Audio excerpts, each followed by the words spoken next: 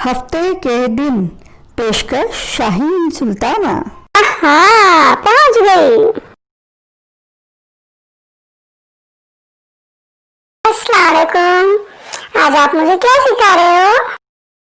आज आज हम सीखेंगे हफ्ते के दिनों के नाम। ठीक है? ठीक है, तो बोलो। पीर, पीर, मंगल, मंगल, बुध, बुध, जुमेरात, जुमेरात, जुमा, जुमा, शनिचर, शनिचर, इतवार, इतवार।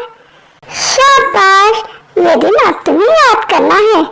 जी ठीक है, अल्लाह हाफिज, अल्लाह हाफिज।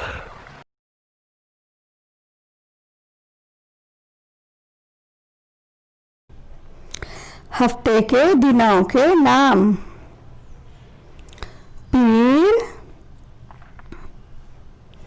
मंगल, बुध, जुमेरात, जुमा, शनिचर, इतवार। खुदा हाफिज।